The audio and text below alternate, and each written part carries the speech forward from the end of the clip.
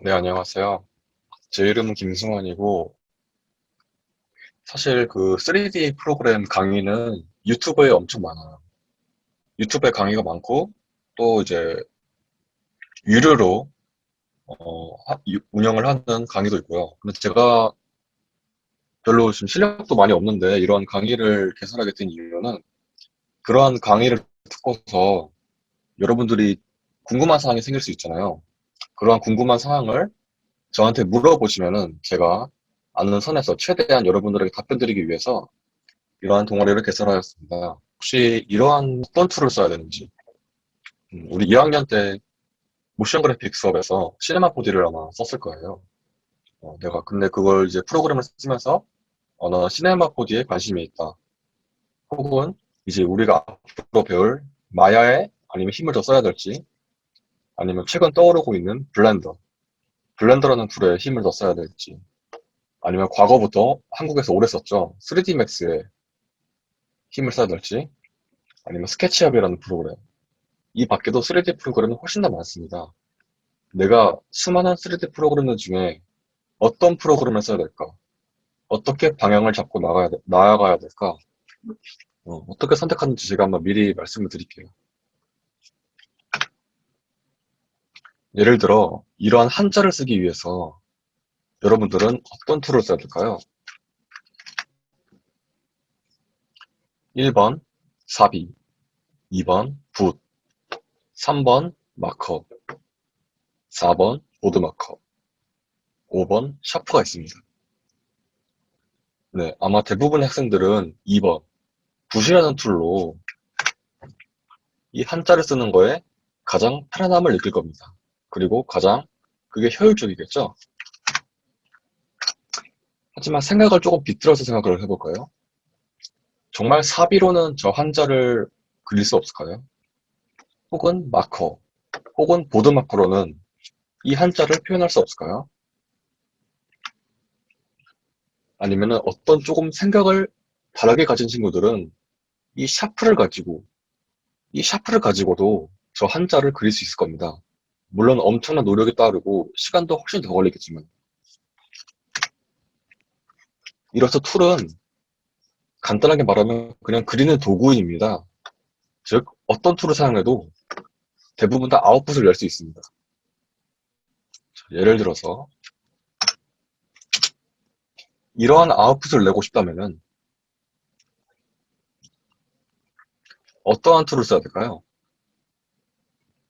제가 생각했을 때는 사실 어떤 툴로도 다 저 씬을 낼 수가 있습니다. 하지만 이 스케치업이라는 프로그램은 좀 어려울 것 같아요. 이거는 건축용, 좀 단순하게 표현하는 프로그램이라서 스케치업 제외한 나머지 시네마 4D, 마야, 블렌더, 3D 맥스 이 툴 가지고 이런 아웃풋을 낼 수 있을 것 같습니다. 물론 이건 이제 퍼온 사진이에요.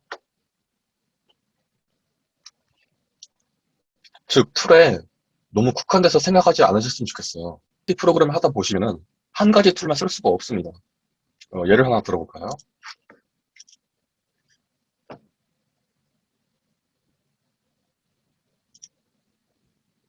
이건 이제 제가 만든 영상인데 이 영상에서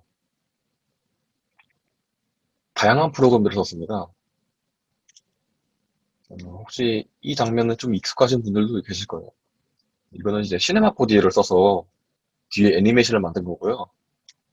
앞쪽에 외계인 종족은 마야라는 프로그램을 써서 만들었습니다.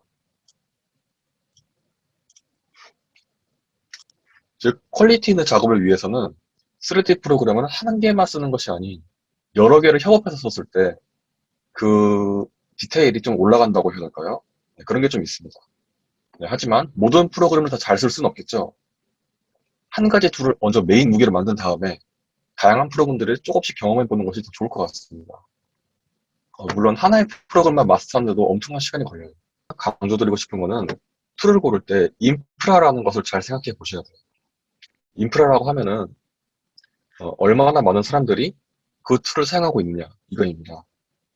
앞서 말씀드렸다시피 3D 프로그램은 어떤 오류 또는 버그와의 싸움이에요. 마야를 실행해서 뭐 이것저것 하시다 보면은 밑에 빨간색 글씨로 이제 오류가 막 이렇게 뜰 겁니다. 그런 게 앞으로 수천, 수만 번씩 나올 수 있어요. 그 오류 문구를 그대로 복사하셔가지고, 뭐 구글이나 뭐 이런 데 치면은 그에 맞는 해결법이 좀 나옵니다. 왜냐면은 나와 같은 문제를 겪었던 사람들이, 특히 아마 해외 사람들이 더 많을 거예요. 네, 그러한 사람들이 겪었던 문제와 해결 방법들을 뭐 구글 포럼 같은 데 게시해 놓았습니다. 그런 인프라가 좀 활발하게 활성화되어 있는 프로그램이 아마 이 마야일 겁니다. 마야는 한국뿐 아니라 아마 해외에서도 많이 쓸 것 같은데요. 아마 블렌더 같은 프로그램은 아마 해외에서는 좀 많이 쓰겠지만 한국에서 한국 규제는 좀 적은 걸로 알고 있어요. 만약에 내가 블렌더를 쓰고 있다. 인프라가 적은 프로그램이죠. 근데 오류가 나왔다. 이 오류를 알아도 이 해결할 방법을 알 수가 없는 가능성이 좀 높아요. 인프라가 적기 때문이에요. 네, 그 다음으로 이제 강조드리고 싶은 거는 내가 어떤 툴을 써야 될지, 바로 내가 가고 싶은 회사가 어떤 툴을 쓰느냐인 겁니다. 예를 들어서 내가 가고 싶은 회사가 붓이라는 툴을 쓰는 만약에 회사라고 가정을 해봅시다. 근데 내가 이 샤프라는 툴을 아주 기가 막히게 씁니다. 그러면 이 붓을 쓰는 회사는 샤프 잘 쓰는 사람을 고용할 필요가 있을까요? 굳이 그럴 필요는 없겠죠. 붓을 잘 쓰는 사람을 그냥 고용하면 되는 겁니다. 처음부터. 샤프를 잘 쓰는 사람 데리고 오면은 또 붓을 어떻게 쓰는지 교육을 해야 됩니다. 즉, 내가 가고 싶은 회사가 어떤 툴을 쓰는지, 내가 가고 싶은 회사가 마야를 쓰는지, 시네마 포즈를 쓰는지, 3D 맥스를 쓰는지, 뭐 혹은 블렌더나 스케치업을 쓰는지, 이러한 것을 미리 알아보신 다음에 회사에 대한 정보를, 그 툴을 공부하는 것이 좋습니다. 좀 큼직큼직하게 따르자면은 마야는 영화, 영화뿐 아니라 애니메이션 이런 좀 다양한 분야에 좀 쓰이기도 해요. 시네마 4D는 주로 광고 쪽에 많이 쓸 겁니다. 그리고 3ds max는 좀 과거에 한국에서 건축 또는 게임 쪽에서 많이 썼습니다. 물론 그게 절대적인 건 아니에요. 하지만 대략적인 상황들이 좀 그렇다는 거였습니다. 즉 요약하자면은 인프라가 좀 활발한 프로그램을 선택해라. 첫 번째로. 두 번째는 내가 가고 싶은 회사의 3D 프로그램을 알아내서 그 프로그램을 먼저 주 무기로 만들어라. 이겁니다. 그 다음으로 3D 씬의 파이프라인과 저희 샤플의 전반적인 커리큘럼을 제가 가르쳐 드릴게요. 네, 저희 샤플의 커리큘럼 목표가 3D 씬의 파이프라인을 조금씩 다 한 번씩 경험해 보는 거라서 두 개가 서로 같다고 보시면 됩니다.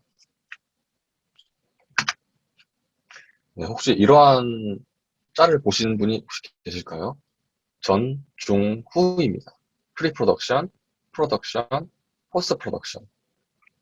그림으로만 봤을 때는 대충 알 것 같기도 하고 좀 알쏭달쏭하죠. 제가 각각의 파트들을 나눠서 자세하게 설명을 드릴게요. 마찬가지로 프리 프로덕션, 프로덕션, 포스트 프로덕션, 전, 중, 후 나눠져 있습니다. 프리 프로덕션을 볼까요? 직접적인 작업에 들어가기 전 단계입니다. 전 단계에서 어떤 작업을 하냐면요. 카메라 작업, 레퍼런스 작업, 아이디어 작업, 컬러 작업, 스토리보드 작업이 있습니다. 제가 이쪽에서 카메라라는 것에 밑줄을 딱 쳐놨는데요. 이 이유는 뭘까요? 네, 카메라라는 작업이 굉장히 중요하기 때문입니다. 카메라 작업을 말씀드리자면은 내가 어떤 구도로 어떤 오브젝트를 촬영할지, 얼마나 가깝게 다가갈지, 얼마나 멀리서 찍을지, 그런 세부 사항을 정말 치밀하게 준비를 해야 됩니다. 작업을 다 마무리한 다음에 카메라를 그제서야 잡는 게 아니라 작업을 진행하기 전 레이아웃을 아주 치밀하게 짜야 된다는 말씀입니다. 자, 예를 하나 들어볼까요?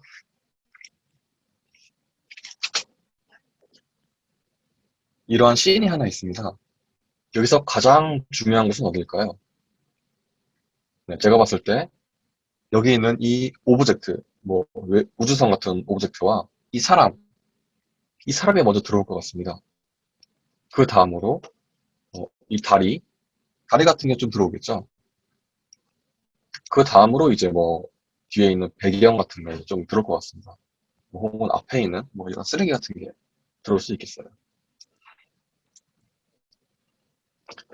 우리는 어떻게 보면은 순수 예술을 하는 사람이 아닌 디자이너이기 때문에 모든 오브젝트를 하나하나 디테일하게 표현할 수가 없습니다. 최대한 빠르게 그리고 효율적인 데이터 관리를 통해서 오브젝트 모델링을 진행을 해야 돼요. 가령 내 카메라 계획이 이 우주선에서 뒤쪽은 절대 보여줄 일이 없다. 카메라를 치밀하게 구성해서 혹은 이 사람을 표현할 적에 왼손에 옷 주름을 보여줄 수 있지만 오른손의 옷 주름은 절대 표현되지 않을 거다.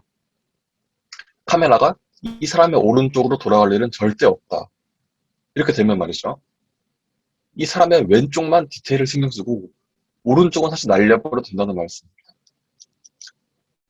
이 외계인 물체도 마찬가지예요. 이 오브젝트의 앞쪽만 카메라에 신경 써서 보여줄 거고 뒤쪽은 안 나온다. 그러면요. 이 앞쪽만 모델링 열심히 하고 텍스처링 작업 열심히 하고 뒤쪽은 그냥 대충 해도 된다는 말씀이에요. 대충 함으로써 데이터를 절약하고 또 시간도 줄일 수가 있겠죠. 그리고 이런 배경 부분들은 정말 대충 해도 된다는 말씀입니다. 빨리빨리 해서 그냥 시간을 차라리 효율적으로 관리하는 게 더 좋다는 말씀이죠.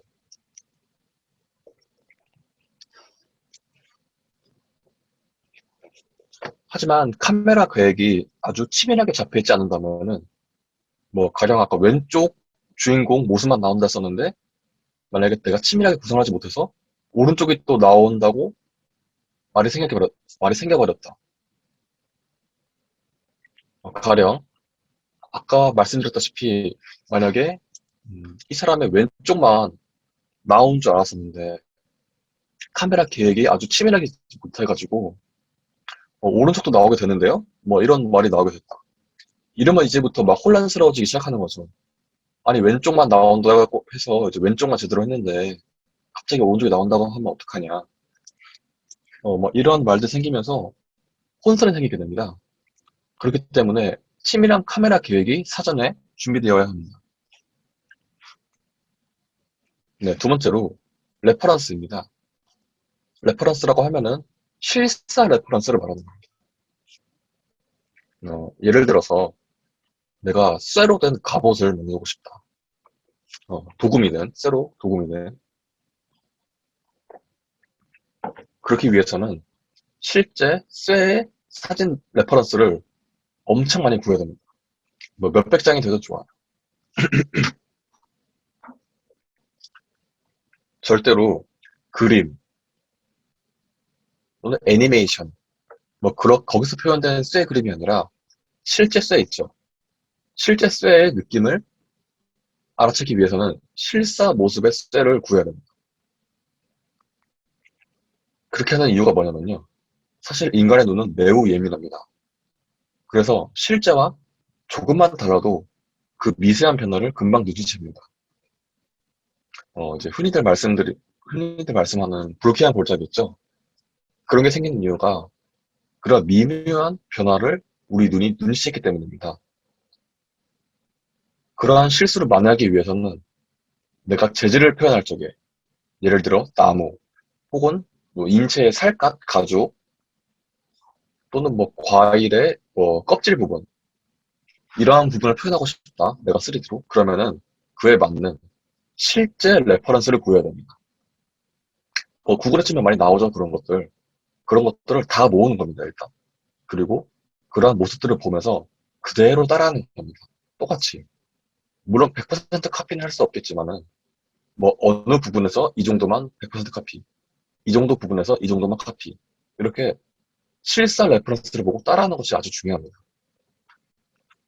예, 그 다음에 뭐 부수적으로 아이디어나 컬러 작업, 뭐 스토리 작업, 스토리보드 작업이 뭐 카메라 작업이겠죠, 비슷하게.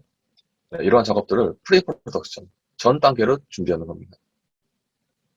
그 다음에 프로덕션 중 단계죠. 이제 직접 제작에 들어가는 단계입니다. 모델링 단계. 모델링 단계는 여러분들이 해보셨죠? 2학년 때. 만약에 모델링을 한 번도 안 해보셨다. 모델링을 공부를 좀 하시는 게 좋을 것 같아요. 추가로 이번 수업을 진행하다가 몇 명이 드롭할 것은 이미 예상을 좀 하고 있어요. 왜냐하면 이 수업이 좀 어렵다고 느껴지는 학생들이 분명히 있을 거기 때문인데요. 절대로 뭐 저한테 피해가거나 그런 거 아니니까 수업이 너무 어렵다고 느껴지는 학생들은 저한테 개인 톡을 주세요. 그럼 제가 그런 의견들을 듣고 좀 난이도를 조정하거나 혹은 정 안 되면 중간에 나가셔도 뭐 아무런 상관없으니까 저한테 미리 말씀 주시면 제가 어떻게 조치를 취해 드리겠습니다. 네, 그렇기 때문에 잘 조절해 보시고 우선 모델링 단계. 모델링을 진행하고요. 모델링이 상당히 중요해요. 그 다음에 UVW라는 작업이 있습니다.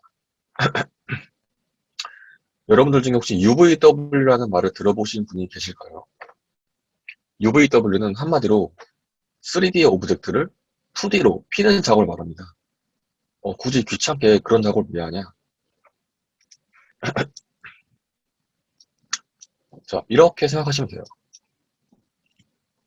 3D 주사위가 있죠? 이 주사위를 2D 전개도로 핀다고 생각하시면 됩니다.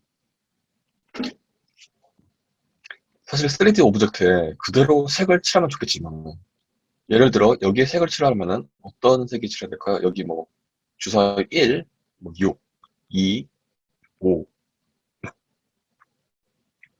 이런 것들이 색칠되게 되겠죠. 여기에 3D 오브젝트에 그대로 칠할 수 있으면 참 좋을 텐데. 하지만 3D 컴퓨터에서는 그런 말을 알아듣지 못합니다. 이러한 3D 오브젝트를 2D로 핀 다음에 그 위에서 색칠을 한 다음에 이 정보를 다시 3D로 불러와서 그 다음에 색이 입혀지는 구조입니다.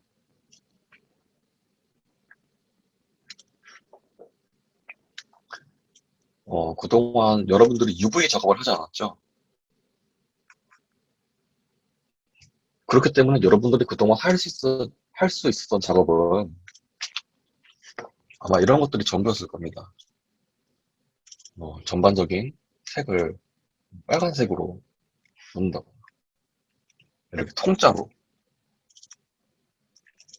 부분적인 색깔은 이렇게 넣겠죠. 파란색으로 머리 넣는다. 통짜로. 디테일한 작업이 아니라 그냥 이렇게 큼직큼직하게 넣는 작업이 전부였을 겁니다. 이렇게 노란색을 뭐 발 부분에 넣는다. 이런 식으로. 자, 근데 만약에 이러한 수준에 만족할 수 있으면 만족할 수 있습니다. 근데 조금 더 디테일하게 들어가서 예를 들어 여기 발등에 먼지가 쌓여있게 하고 싶다. 혹은 페인트가 좀 묻었으면 좋겠다. 아니면 여기 허벅지에 뭐 숫자나 패턴을 넣고 싶다. 이러면 여러분은 어떻게 작업하실 건가요? UVW라는 정보값이 없으면은 그러한 디테일한 작업을 진행할 수 없습니다. 그냥 이런 식으로 통짜로 넣는 작업밖에 할 수가 없어요. 우리가 퀄리티 있는 작업을 진행하기 위해서는 UVW라는 작업이 필수입니다. 그래서 제가 이제 추후에 UV 피드 방법 이런 것들을 알려드리겠습니다. 자, 그 다음에 모델링, 스무스라고 되어 있죠. 이건 제가 이제 가로를 찍어 표현했는데 이 부분이 필요할 수도 있고 필요 없을 수도 있어요. 모델링을 하게 되면 가장 중요한 게 뭐냐면은 바로 면 관리입니다.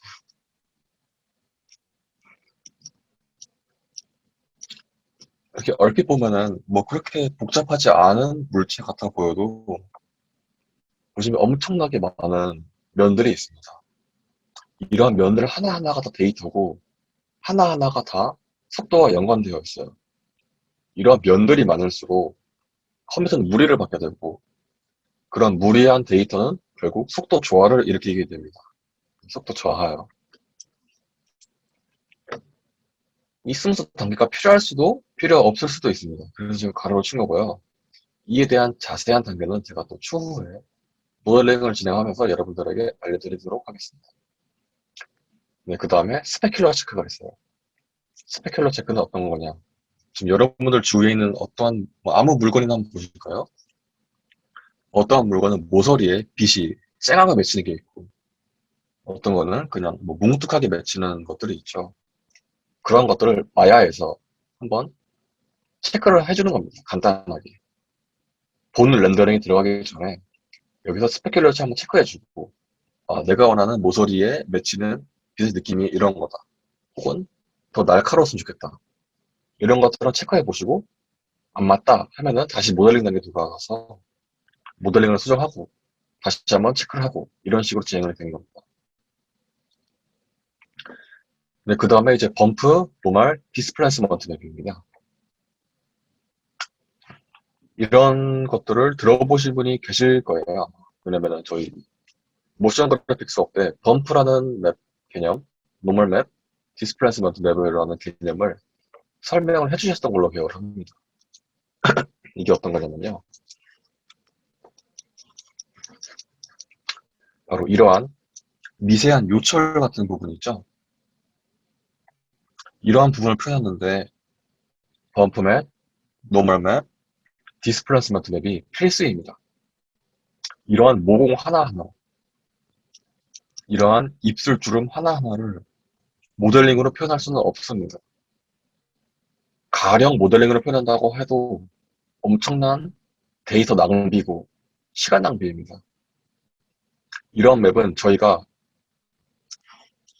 범프 맵, 노멀 맵, 디스 맵을 통해서 요철들을 표현해줘야 합니다. 이게 어떤 특징이냐면은 실제로 모델링의 형태를 변형시키는 게 아니라 빛의 교묘한 트릭을 이용해서 마치 그늘이 지는 것 같은 혹은 마치 요철이 튀어나와 있는 것 같은 그런 눈속임 효과를 주는 거예요. 이거 들어보신 분이 있을 거예요. 범프맵. 외곽의 형태는 변화가 없고 이렇게 요철된 부위만 표현한다. 범프맵보다 조금 더 무겁기는 하지만 자세한 표현이 가능한 노멀맵. 실제로 지오메트리의 이런 형태를 변화시키는 디스플레이스 맵이 있습니다. 네, 이러한 맵은 저희가 제작을 할 수가 있고요. 실제로 그 형태에 맞춰서 이러한 제작하는 툴은 머드박스, 지브러시, 서브스턴스 페인터가 있는데 저희는 이제 서브스턴스 페인터라는 툴을 이용해서 이런 요철들을 제작을 해볼 겁니다. 네, 그 다음에 네, 줄임말이에요. 범프, 노말, 디스플레이스 맵을 체크해 주는 겁니다. 이런 걸 체크하는 이유가 뭐냐면은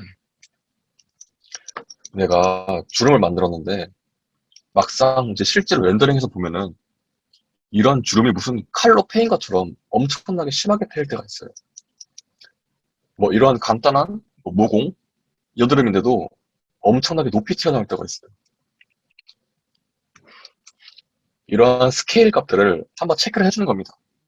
어느 정도로 표현할지. 그래서 또 체크를 한번 해주는 것이 중요하고요.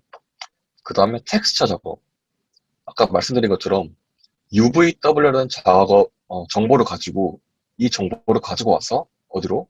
서브서터 페인터라는 툴로 이 정보를 가지고 옵니다. 그렇게 되면 그 위에서 이제 색칠을 할 수가 있어요. 내가 원하는 마음대로. 네, 그렇게 해서 텍스트 작업을 진행하고 리깅, FX. FX는 여기 보이는 것처럼 뭐 불, 물, 뭐 연기, 먼지 이런 작업입니다. 이런 작업은 안 넣었습니다.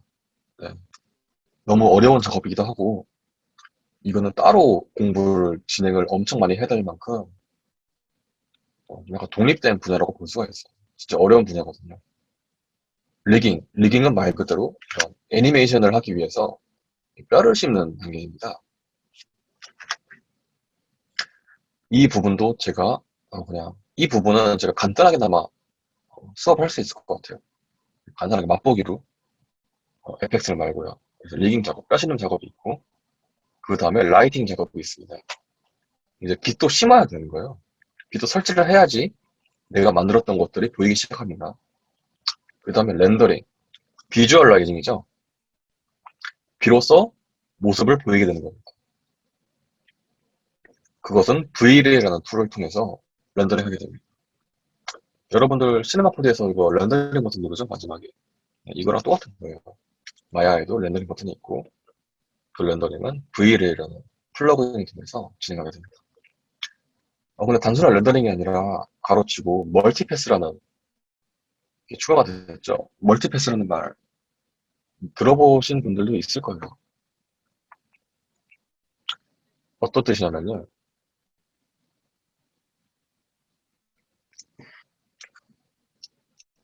이렇게 순수한 정보를 가지고 있는 상태를 말합니다. 순수한 색 정보 혹은 순수한 반사만, 반사만 나타내는 정도. 순수하게 투명, 굴절되는 부분만 나타내는 정보. 순수하게 정반사되는 부분만 나타내는 정보. 순수하게 음영이 나타나는 정보. 순수한 마스크. 이게 RGB로 나눠져 있네요. 네, 순수하게 마스크로만, 마스크만 가지고 있는 정보. 이런 식으로 각각의 정보를 따로따로 렌더링하는 것이 멀티패스 렌더링이라고 부릅니다. 뭐가 귀찮게 그냥 한 장 렌더링 걸면 되지. 따로따로 렌더링을 그냥 이러한 의문을 가질 수가 있어요. 네, 제가 초반에 말씀드렸다시피 저희는 디자이너죠. 디자이너는 클라이언트의 요청을 받아서 작업을 하는 겁니다. 만약에 클라이언트가 이러한 요구사항을 했다고 해봅시다. 노란색 자동차가 이렇게 앞을 지나가는 이러한 3D 씬을 만들어 달라고 만약에 부탁을 했어요. 알겠다. 이제 우리가 만들 수 있겠죠. 뭐 자동차 만들고 UV 작업하고 텍스처 작업하고 라이팅 작업해서 렌더링 작업까지 겹쳤습니다. 노란색 자동차가 이렇게 앞으로 지나가고 있어요. 여러분들도 아시다시피 렌더링 작업은 뭐 짧게는 한 장 걷는데 1분에서 길게는 뭐 몇십 분 또는 1시간 이렇게 걸리는 작업입니다. 렌더링 작업이. 한 장 뽑으면 돼요. 근데 24장이 뽑혀야 비로소 1초가 되죠. 자연스러운 1초가 되기 위해서는 24장 혹은 30장이 필요할 수도 있어요. 그러면 24장이니까 24시간이 걸려야 비로소 1초가 뽑힌다는 말씀이에요. 그걸 이제 몇 초 작업을 해도 며칠이 걸리는 작업이에요. 그 렌더링 작업이 엄청나게 오래 걸리죠. 근데 이 미친 클라이언트가 노란색 자동차가 생각하는 게 별로다 보니까 파란색으로 바꿔줘. 이럴 가능성이 있죠. 그럼 여러분들 이거를 또 다시 작업을 하실 건가요? 다시 텍스처 작업을 하고? 아니요, 그럴 필요가 없습니다. 왜냐하면 저희는 멀티패스로 작업을 했기 때문입니다. 순수한 색 정보를 가지고 있기 때문에 이러한 색 정보를 2D 툴에서 색을 교묘하게 바꿔줄 수가 있습니다. 물론 너무 무리해서 바꾸면은 좀 어색한 부분이 생기긴 하지만은 뭐 색 정보 바꾸는 정도는 할 수가 있습니다. 또한 저희가 또 이러한 순수한 반사의 정도를 가지고 있는 멀티패스를 뽑았기 때문에 만약에 반사감이 너무 심한데 반사감을 줄여줘. 혹은 반사감이 너무 약한데 반사를 좀 더 쨍하게 해줘. 이러한 정보들도 충분히 수정이 가능합니다. 다시 렌더링을 걸지 않아도 2D 툴에서 이러한 정보, 이러한 수정을 통해서 그러기 가능합니다. 지금 말로는 설명이 잘 안 되는데 제가 나중에 직접 보여드릴게요. 자, 툴에서 설명하자면 멀티패스라는 렌더링을 통해서 다양한 정보들을 가지게 되고 다양한 정보들을 가지고 있기 때문에 그것을 수정할 여지가 있다는 뜻입니다. 만약에 렌더링을 그냥 멀티패스를 안 걸고 통째로 걸어버린다. 이러면 할 수 있는 게 없어요.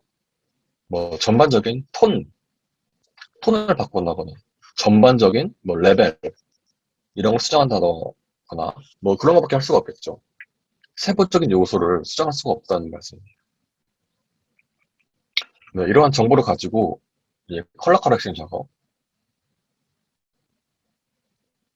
그 다음에 그레이드 작업. 이건 뭐 색을 좀 뭐 톤을 바꾼다거나 그런 작업입니다. 컬러 커렉션과 그레이드는 조금씩 다른 의미이긴 하지만은 뭐 전반적으로 뭐 색을 좀 수정한다는 얘기로 알아두시면 되겠고요. 컴포지팅 작업,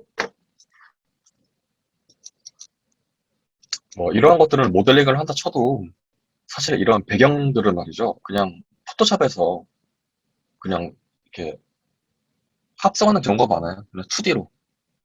근데 그러기 위해서는 저희가 마스크 값이 필요하겠죠. 이러한 마스크를 한 장 한 장 다 딸까요? 네, 그렇게 할 수가 없습니다. 엄청난 노가다고 시간도 많이 들겠죠. 하지만 멀티패스, 이러한 정보가 있으면 마스크도 싸줍니다. 이렇게 컴퓨터가 자동으로. 이런 마스크 정보를 가지고 뒤에 배경을 깔 수가 있는 거예요. 이러한 전반적인 과정을 거쳤을 때 비로소 파이널을 내게 되는 겁니다. 좀 퀄리티 있는 작업이라고 하겠죠. 자, 이 부분은 뭐냐? 아마 지금까지 여러분들이 해오셨던 과정을 제가 그냥 그려본 거예요. 똑같죠? 프리 프로덕션, 프로덕션, 플러스 프로덕션. 아마 카메라가 빠졌죠. 카메라를 그렇게 치밀하게 계산한 분은 없을 것 같아요. 모든 단계가 다 끝나고 모델링까지 끝난 다음에 그제서야 카메라를 아마 조정하시는 분들이 많을 것 같고요. 저도 그랬으니까. 카메라를 여기선 이렇게 구성을 해야지. 이렇게 구성을 해야지. 아주 치밀하게 구성을 하신 분은 아마 없을 것 같아요. 뭐 그냥 간단한 스토리보드 정도는 짰겠죠. 그 다음에 모델링. 모델링은 하셨겠죠. 그런데 이제 뭐 UV 작업이나 뭐 스페큘러 체크 이런 것들은 아마 안 하셨을 거예요. 그냥 모델링만 했겠죠. 그 다음에 범프맵 정도는 넣었을 거예요. 하지만 내가 원하는 부위에 범프를 넣는다거나 이러한 자세한 작업은 안 했을 겁니다. 그 다음에 바로 렌더링에 들어갔겠죠. 색 그냥 대충 끼워 넣은 다음에 물론 멀티패스로 건 학생들은 없을 것 같아요. 그냥 통짜로 렌더링 걸었겠죠. 한 장 통짜로. 그렇기 때문에 할 수 있는 거는 전반적인 뭐 색 관리, 뭐 전반적인 레벨, 전반적인 커브값 이런 것들만 수정을 할 수 있었을 거예요. 그런 다음에 파이널을 맺겠죠. 혹은 그냥 렌더링 끝난 거 그 상태 그대로 파이널로 내는 학생들도 있을 거고요. 자, 이렇게 보시면은 빠진 부분들이 되게 많죠. 제가 이런 빠진 부분들을 이제 조금씩 채워드리기 위해서 이러한 수업을 구성했습니다. 이러한 과정들을 거쳤을 때 비로소 여러분들이 조금 퀄리티 있는 작업을 냈다 할 수가 있을 겁니다. 네, 앞으로 좀 어떻게 보면 어려울 수도 있고 뭐 쉬울 수도 있지만은 짧은 시간 안에 제가 최대한 압축을 해서 수업을 진행해 보도록 하겠습니다. 네, 들어주셔서 감사합니다.